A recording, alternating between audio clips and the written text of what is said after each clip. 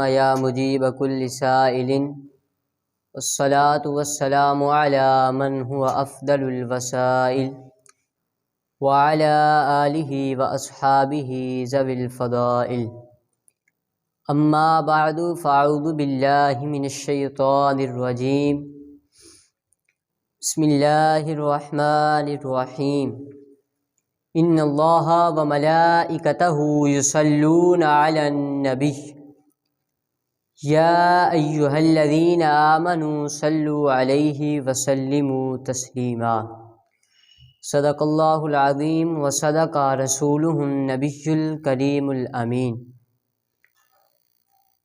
محبت اور عقیدت کے ساتھ، پیار کے ساتھ بلند آقا کی بلند بارگاہ کے اندر درود و سلام کا نذرانہ پیش کیجیے۔ الصلاۃ والسلام علیک یا سیدی یا رسول اللہ وعلی آلک واصحابک یا سیدی یا حبیب اللہ۔ الصلاۃ والسلام علیک یا سیدی یا نبی اللہ وعلی آلک واصحابک یا سیدی یا نور اللہ۔ گرامی قدر حضرات، اللہ مجدہ جل شانہ نے قرآن مجید فرقان حمید کے اندر ارشاد فرمایا، ان اللہ و ملائکتہ یصلون علی النبی یا ایہا الذین آمنوا صلوا علیہ وسلموا تسلیما۔ اس کا مطلب یہ ہے کہ فرمایا بے شک اللہ اور اس کے فرشتے نبی کریم صلی اللہ علیہ وآلہ وسلم پر درود بھیجتے ہیں، اور فرمایا کہ اے ایمان والو تم بھی نبی کریم کی ذات پہ درود و سلام بھیجو۔ اللہ اور اس کے فرشتے بھی بھیجتے ہیں اور اے ایمان والو تم بھی بھیجو۔ اس آیت مبارکہ میں اللہ مجدہ جل شانہ نے پہلے خبر دی ہے، پہلے اطلاع دی ہے، پھر بعد میں اللہ تعالیٰ نے حکم ارشاد فرمایا ہے۔ خبر یہ دی ہے کہ رب خود بھی اور رب کے فرشتے بھی محبوب علیہ السلام پر درود و سلام بھیجتے ہیں۔ فرمایا اے ایمان والو تم بھی حضور صلی اللہ علیہ وسلم کی ذات پہ درود و سلام بھیجو۔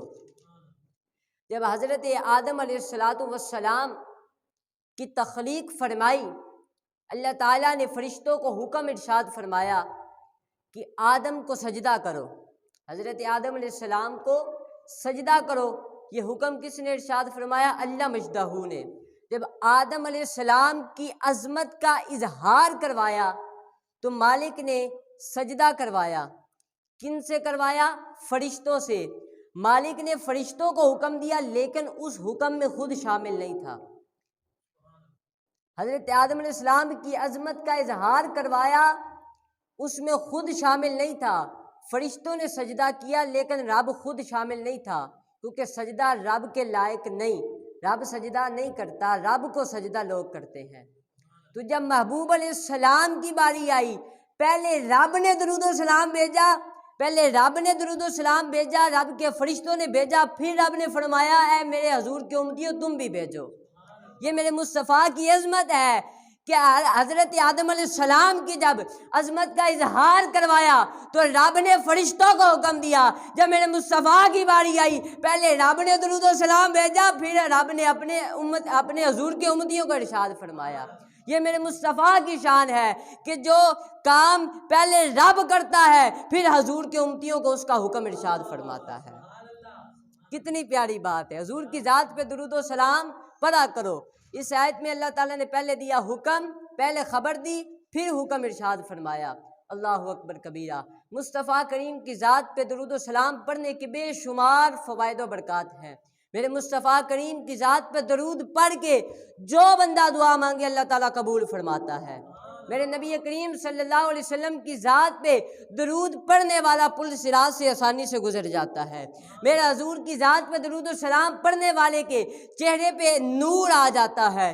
میرے نبی کریم صلی اللہ علیہ وسلم کی ذات پہ درود و سلام پڑھنے والے کی عمر میں اللہ تعالیٰ برکت عطا فرما دیتا ہے، اور درود پڑھنے والے کے لیے سب سے بڑی جو نعمت ہے وہ یہ ہے کہ اسے رحمت للعالمین، شفیع المذنبین، آقا نامدار، مدینے کے تاجدار، حبیب رب کردگار، محبوب پروردگار، معصوم آمنہ، سرخیل زہرہ جمالہ، صاحب راج ان ہوا الا وحی یوحا، صاحب چشم مازاغ البصر وما طغی، جان کائنات، حسن کائنات، منیر کائنات، اصل کائنات، اصول کائنات، سرور کائنات، اس لیے کہو کہ جانے جہان کائنات، کیونکہ وہ جو نہ تھے تو کچھ نہ تھا، وہ جو نہ ہو تو کچھ نہ ہو، ارے جان ہے وہ جہان کی، جان ہے تو جہان ہے، جانے جہان کائنات، مقصد کائنات، مقصود کائنات، وجہ وجود کائنات، آمد مجتبی جناب محمد مصطفیٰ درود پڑھنے والے کو خواب کے اندر اپنی زیارت عطا فرماتے ہیں۔ درود پڑھنے والے کے لیے سب سے بڑی جو نعمت اور انعام ہے اسے میرے آقا خواب میں اپنا دیدار عطا فرماتے ہیں۔ اللہ اکبر کبیرہ۔ سعادت الدارین کے اندر آتا ہے حضور نبی کریم صلی اللہ علیہ وآلہ وسلم کی بارگاہ میں 4 شخص حاضر ہوئے۔ کتنے شخص؟ 4، بولو تو صحیح سبحان اللہ۔ 4 شخص حاضر ہوئے، ان میں سے ایک اٹھا اور علیحدہ بیٹھ گیا، 3 ایک جگہ پہ بیٹھ گئے۔ بات بڑی توجہ کی ہے۔ اور جو 3 بیٹھے تھے ان میں سے ایک شخص بولا، کہنے لگا یا رسول اللہ جو وہاں پہ بیٹھا ہے اس کے ہاتھ کاٹ دیے جائے۔ حضور نے فرمایا کیوں؟ وہ کہنے لگا حضور یہ چور ہے۔ حضور نے فرمایا کیا چوری کی ہے؟ اس نے کہا حضور اس نے اونٹ چوری کیا ہے۔ میرے آقا نے فرمایا اچھا اونٹ چوری کیا ہے، تیرے پاس کیا پروف ہے، کیا ثبوت ہے کہ یہ اونٹ کا چور ہے؟ وہ کہنے لگا یا رسول اللہ میرے ساتھ 2 گواہ آئے ہیں، اگر مجھ پہ یقین نہیں آتا تو ان گواہوں سے پوچھ لو۔ تو میرے نبی کریم صلی اللہ علیہ وسلم نے اس شخص کی طرف دیکھا اور دیکھ کے فرمایا چوری کر لی ہے؟ وہ کہنے لگا یا رسول اللہ، پریشان ہو گیا، آنکھوں سے آنسو آ گئے، چہرے پہ پریشانی کے آثار آ گئے، پریشان ہو کے کہنے لگا یا رسول اللہ یہ تو اونٹ کی بات کرتا ہے، تختے سکندری پر وہ تھوکتے نہیں، تختے سکندری پر وہ تھوکتے نہیں، ارے بستر لگا ہو جن کا سرکار کی گلی میں۔ وہ کہنے لگا حضور میں آپ کا نمک خوار ہوں، آپ کا غلام ہوں، مجھے زیب ہی نہیں دیتا کہ میں اونٹ چوری کروں۔ میرے مصطفیٰ نے فرمایا کہ وہ تیری چوری ثابت کرنے کے لیے 2 گواہ پیش کر رہا ہے۔ کتنے گواہ؟ 2 گواہ۔ فرمایا وہ تیری چوری ثابت کرنے کے لیے 2 گواہ پیش کر رہا ہے، اگر تو سچا ہے تو تو بھی گواہی پیش کر۔ وہ کہنے لگا یا رسول اللہ یہ تو کہہ رہا ہے کہ اگر مجھ پہ یقین نہیں آتا تو ان گواہوں سے پوچھ لو۔ یا رسول اللہ اگر مجھ پہ یقین نہیں آتا تو گواہوں سے پوچھ لو۔ اے میرے آقا میری عرضی ہے اگر مجھ پہ یقین نہیں آتا تو اونٹ سے ہی پوچھ لو۔ ہائے ہائے ہائے۔ وہ کہنے لگا یا رسول اللہ اگر مجھ پہ یقین نہیں آتا تو اونٹ سے ہی پوچھ لو۔ میرے نبی کریم صلی اللہ علیہ وسلم کی بارگاہ میں اونٹ کو لایا گیا، اس نے میرے مصطفیٰ کے کانوں کے ساتھ لب لگائے، بار بار اپنی بولی میں کچھ کہا، فتبسما، میرے مصطفیٰ مسکرا پڑے۔ جب میرے مصطفیٰ مسکرائے وہ جو 3 شخص بیٹھے تھے وہ پریشان ہو گئے، جو ایک شخص بیٹھا تھا جس پہ چوری کا الزام لگا وہ خوش ہو گیا۔ میرے مصطفیٰ نے فرمایا پتہ یہ کیا کہہ رہا تھا؟ میرے مصطفیٰ نے فرمایا یہ کہہ رہا تھا یہ پرہیزگار، متقی، سچا، تہجد گزار میرا مالک، اس کے حضور ہاتھ نہ کاٹو۔ یہ جو تینوں اس پہ چوری کا الزام لگا رہے ہیں یا رسول اللہ یہ تینوں منافق ہیں۔ تینوں کیا ہیں؟ منافق۔ نفاق ہوتا ہے دل کے اندر، کسی کے ماتھے پہ نہیں لکھا یہ مومن ہے، یہ منافق ہے، یہ نمازی ہے، یہ نمازی ہے یا نہیں ہے، یہ حاجی ہے، جو بھی ہے اس کے ماتھے پہ نہیں لکھا ہوتا، جو بھی ہے دل کے اندر ہے۔ دل ہوتا ہے نفاق ہوتا ہے دل کے اندر، دل ہوتا ہے سینے کے اندر، اوپر ہے ماس، نیچے گوشت، نیچے ہڈیاں، نیچے غلاف، غلاف کے اندر دل، دل کے اندر نفاق۔ لوگ کہتے ہیں نبی کو علم غیب نہیں، میں نے کہا ظالم میرے مصطفیٰ کے غلاموں کے اونٹوں کا یہ عالم ہے، وہ دلوں کے نفاق جانتے ہیں، میرے مصطفیٰ کا عالم کیا ہوگا؟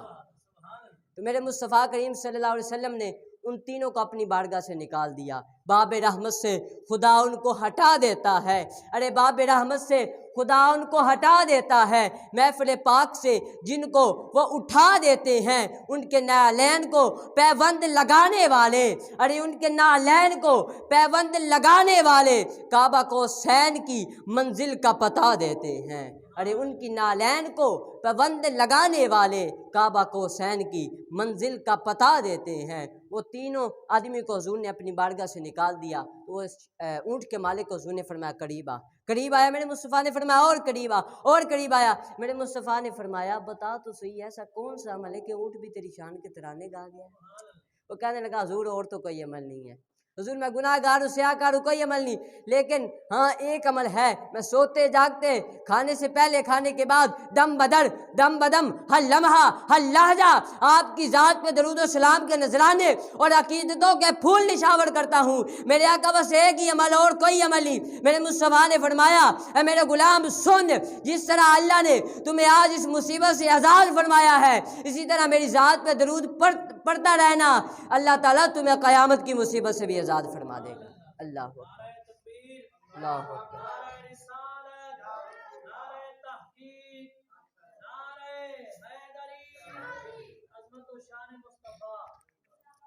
شان اور مرتبہ ہے جو حضور پاک کی ذات پہ درود و سلام پڑھے، بے شمار فوائد و برکات ہیں میرے مصطفیٰ کی ذات پہ درود و سلام پڑھنے کے۔ اس لیے ہمیں چاہیے کہ ہر وقت نبی کریم صلی اللہ علیہ وسلم کی ذات پہ درود و سلام پڑھتا رہا کریں۔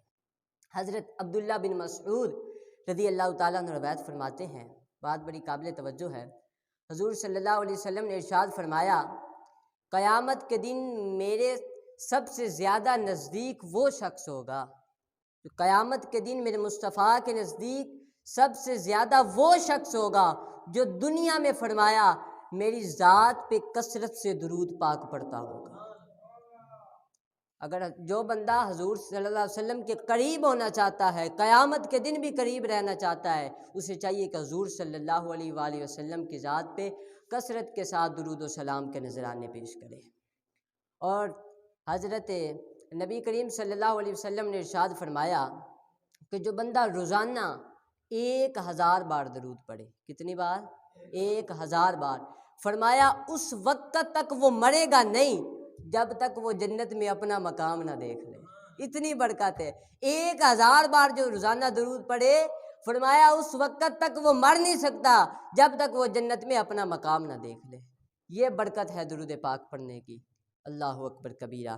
حضرت عبد الرحمن بن عوف رضی اللہ تعالیٰ عنہ فرماتے ہیں مصطفیٰ کریم صلی اللہ علیہ وسلم مسجد نبوی شریف سے باہر نکلے تو فرماتے ہیں میں بھی مصطفیٰ کریم کے پیچھے پیچھے چلنا شروع کر دیا، تو فرماتے کہ آگے باہر کھجوروں کا ایک درخت آیا، تو فرماتے کہ وہاں پہ میرے مصطفیٰ کریم صلی اللہ علیہ وسلم نے سجدہ کیا، اور فرماتے سجدہ اتنا لمبا کر دیا، اتنا لمبا کر دیا کہ میں پریشان ہو گیا۔ میں نے کہا شاید حضور اس دنیا سے وصال فرما چکے ہیں، حضور ہمیں کوچ کر کے چلے گئے۔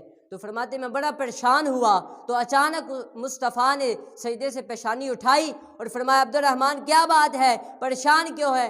فرماتے ہیں میں نے سارا قصہ سنایا، تو مصطفیٰ کریم کو میں نے سارا قصہ سنایا، تو مصطفیٰ کریم نے فرمایا جبریل میرے پاس حاضر ہوئے تھے، جبریل میرے پاس حاضر ہوئے اور انہوں نے کہا یا رسول اللہ میں آپ کو ایک خوشخبری نہ سناؤں، آج رب کا پیغام نہ سناؤں؟ رب فرما رہا ہے جو آپ کا امتی مجھ پہ درود پڑھے میں رب ہو کے اس پہ درود پڑھتا ہوں، جو آپ کا امتی مجھ پہ آپ پہ سلام کرے میں رب ہو کے اس پہ سلام کرتا ہوں۔ فرمایا اتنا بڑا رب کا کرم ہے، کیا میں سجدہ لمبا نہ کرتا، رب کا شکر نہ ادا کرتا کہ اگر کوئی امتی میری ذات پہ درود و سلام پڑھے رب اس پہ درود پڑھتا ہے، اگر کوئی امتی مجھ پہ سلام کرے رب اسے سلام کرتا ہے۔ فرمایا اس لیے میں نے شکرانے کا لمبا سجدہ کیا کہ رب نے اتنا کرم کیا ہے، اس لیے میں نے رب کی بارگاہ میں سجدہ لمبا کر دیا۔ اللہ اکبر کبیرہ۔ حضور صلی اللہ علیہ وسلم نے فرمایا جو بندہ مجھ پہ ایک بار درود شریف پڑھتا ہے، صرف ایک بار فرمایا درود شریف پڑھے، اللہ تعالیٰ اس پہ 10 رحمتیں نازل فرماتا ہے، اللہ تعالیٰ اس کے 10 گناہ مٹا دیتا ہے، اس کے 10 درجات بلند کر دیتا ہے اور اسے 10 نیکیاں عطا فرماتا ہے۔ حضرت ابو درداء رضی اللہ تعالیٰ عنہ روایت فرماتے ہیں حضور صلی اللہ علیہ وسلم نے فرمایا کیونکہ آج بھی جمعہ شریف کا دن ہے تو جمعہ کے دن کثرت سے درود پاک پڑھا کرے۔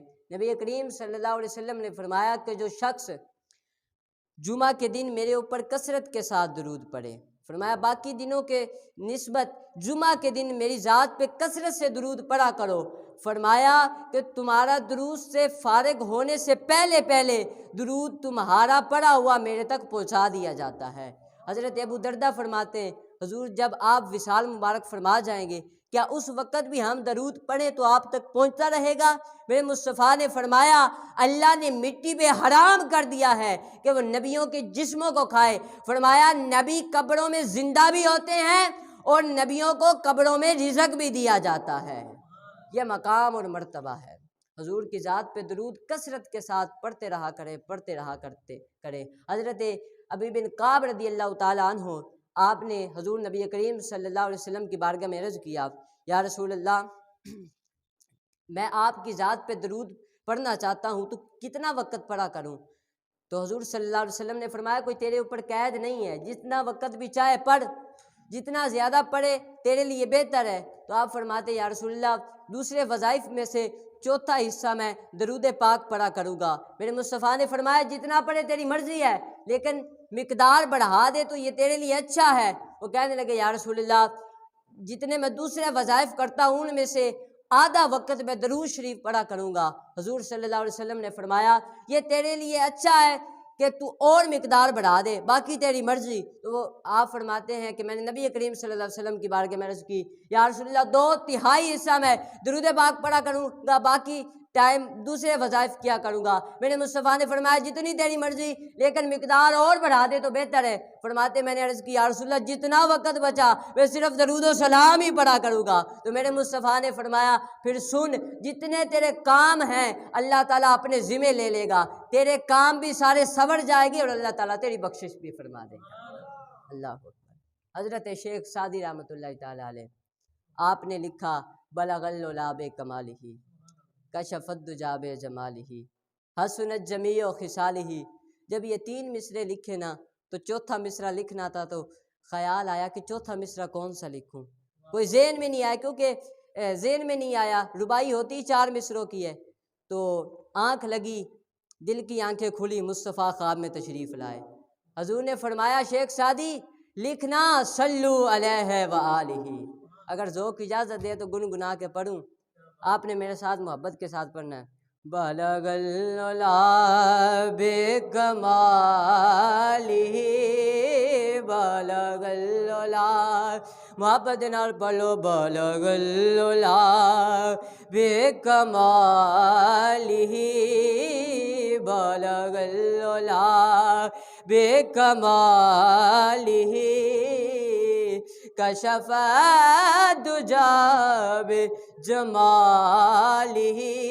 محبت نال پڑھ لو، شرم ادو ہونی چاہیے جدو نمازاں نہ پڑھیے، شرم ادو ہونی چاہیے جدو گناہ کریے، شرم ادو ہونی چاہیے جدو ماں باپ دی نافرمانی کریے، شرم ادو ہونی چاہیے جدو والدین دی نافرمانی کریے، شرم ادو ہونی چاہیے جدو رب دی نافرمانی کریے، شرم ادو ہونی چاہیے جدو غریباں دا حق ماریے، ادو شرم نہیں ہونی چاہیے جدو میرے مصطفیٰ دی نعت پڑھی جائے۔ مل کے پڑھ لو بلغ العلا بکمالہ بلغ العلا بکمالہ کشف الدجی بجمالہ حسنت جمیع خصالہ حسنت جمیع خصالہ صلو علیہ وآلہ صلو علیہ وآلہ صلو علیہ وآلہ۔ میرے مصطفیٰ کریم صلی اللہ علیہ وسلم کی ذات پہ درود و سلام کے پڑھنے کے بے شمار فوائد و برکات ہیں۔ محمد بن سلیمان الجزولی رحمۃ اللہ تعالیٰ علیہ آپ نے ایک کتاب لکھی دلائل الخیرات۔ کیا نام ہے؟ دلائل الخیرات، جو شروع بھی درود سے ہوتی ہے اور ختم بھی درود پہ ہوتی ہے۔ پوری کتاب ہی درود شریف پہ آپ نے لکھی، اور یہ درود شریف پہ پوری کتاب لکھنے کا مقصد یہ تھا کہ آپ کے ساتھ ایک واقعہ پیش آیا تو آپ نے وہاں پہ کھڑے ہو کے قسم کھائی کہ میں اب درود شریف پہ پوری کتاب لکھوں گا۔ وہ واقعہ اس طرح ہے کہ آپ ایک مرتبہ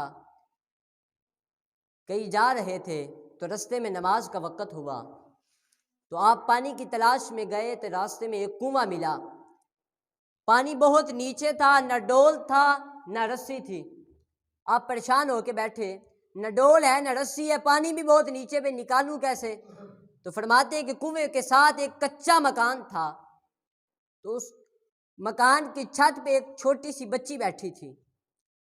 جس کی عمر 7-8 سال تھی، 7-8 سال کی معصوم بچی بیٹھی تھی. تو اس نے پوچھا آپ کون ہیں؟ فرماتے میں نے تعارف کرایا کہ میں محمد بن سلیمان الجزولی ہوں. تو اس نے کہا کہ کس کام سے آئے ہیں، کیا کام ہے؟ تو آپ فرماتے کہ میں نے کہا بیٹی میں نے نماز پڑھنی ہے اور پانی بہت نیچے ہے، نہ ڈول ہے نہ رسی ہے، اس انتظار میں بیٹھا ہوں کہ پانی کس طرح نکالوں. فرماتے ہیں کہ اس بچی نے میری طرف مسکرا کر دیکھا اور مسکرا کے کہنے لگی محمد بن سلیمان الجزولی جس کے نام کے چرچے ہیں، جس کے ولایت کے ڈنگے بجتے ہیں، تم سے پانی نہیں نکالا جا سکتا؟ تو فرماتے ہیں بیٹی لگتا تو میری بات نہیں سمجھی، میں کہہ رہا ہوں کہ پانی بہت نیچے ہے، نہ ڈول ہے نہ رسی ہے، پانی کیسے نکالوں؟ تو فرماتے اس بچی نے کہا پانی نکالنا بھی کوئی مشکل کام ہے؟ فرماتے بچی نے اپنا لعاب اس کنویں کے اندر ڈالا. فرماتے مجھے خدا کی قسم اندازہ نہیں ہوا لعاب پہلے پہنچا ہے کہ پانی پہلے باہر آ گیا ہے. فرماتے اس نے جو ہی لعاب اندر ڈالا تو پانی باہر آ گیا. فرماتے میں نے کہا بیٹی میں وضو بعد میں کروں گا، پہلے مجھے یہ بتا کہ تو نے یہ مرتبہ کیسے حاصل کیا؟ فرماتے اس معصوم بچی نے مجھے کہا چاچو جی میری عمر چھوٹی نہ دیکھیں، میں اکثر دن رات جب بھی مجھے وقت ملتا ہے میں صرف حضور صلی اللہ علیہ وسلم کی ذات پہ درود و سلام پڑھتی رہتی ہوں. حضور صلی اللہ علیہ وسلم کی ذات پہ درود و سلام کے نذرانے اور عقیدتوں کے پھول نشاور کرتی رہتی ہوں. تو حضرت محمد بن سلیمان الجزولی نے کہا پھر میں وضو کرنے لگا. تو بچی نے پھر کہا چچو جی آپ جانتے ہیں کہ جس کی ذات میں میں درود پڑھتی ہوں وہ کون ہستی ہے؟ فرماتے بیٹی میں جانتا تو ہوں لیکن مجھے لگتا ہے کہ مجھ سے زیادہ تو پہچانتی ہے، ذرا تو بتا تو وہ ہستی کون ہے؟ تو وہ بچی کہنے لگی چاچو جی وہ ہستی ایسی ہستی ہے کہ اگر وہ جنگل میں چلے جائیں تو وحشی درندے جنگل چھوڑ کے آپ کے دامن سے لپٹ جاتے ہیں، اتنی باکمال ہستی ہے. میں ان کی ذات پہ درود پڑھتی ہوں. ان کی ذات پہ بندہ جب درود پڑھتا رہے پھر زبان میں تاثیر آئی جاتی ہے، پھر زبان میں مٹھاس آئی جاتی ہے، اس کے لعاب دہان سے پھر پانی باہر نکل ہی آتا ہے. یہ صرف برکت درود پاک کی تھی. تو پھر آپ نے وہاں پہ کھڑے ہو کے قسم کھائی کہ میں دلائل الخیرات، آپ نے پھر قسم کھائی کہ میں درود شریف پہ ایک پوری کتاب لکھوں گا. پھر آپ نے دلائل الخیرات لکھی اور اس کتاب کی خاصیت یہ ہے کہ دلائل الخیرات جو باقاعدگی سے روزانہ پڑھتا رہے اسے حضور صلی اللہ علیہ وسلم خواب میں زیارت عطا فرماتے ہیں. اللہ کبیرہ درود شریف کا موضوع ہو اور حضرت امام بصیری رحمۃ اللہ تعالیٰ علیہ کا ذکر نہ ہو تو ناانصافی ہوتی ہے. آخری بات اور اس کے بعد انشاءاللہ اجازت. حضرت سیدنا امام بصیری رحمۃ اللہ تعالیٰ علیہ آپ نے پوری زندگی بادشاہوں کے قصے لکھے، بادشاہوں کی کہانیاں لکھیں اور بڑے انعام و اکرام سے آپ کو نوازا گیا. تو آپ فالج میں مبتلا تھے، ایک غربت بھی تھی، ایک بیماری بھی تھی اور ایک تنہائی بھی تھی. جب غربت بھی ہو، بیماری بھی ہو، تنہائی بھی ہو، جس بندے کے ساتھ بیتتی ہو اسے ہی پتہ ہوتا ہے کہ میرے ساتھ کیا ہو رہا ہے. تو آپ فرماتے ہیں غربت بھی تھی، بیماری بھی تھی اور تنہائی بھی تھی.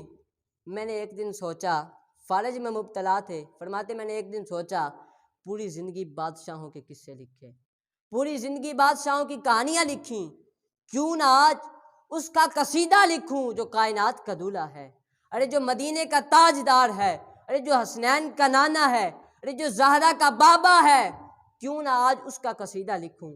تو فرماتے میں نے قلم اٹھایا اور لکھنا شروع کیا.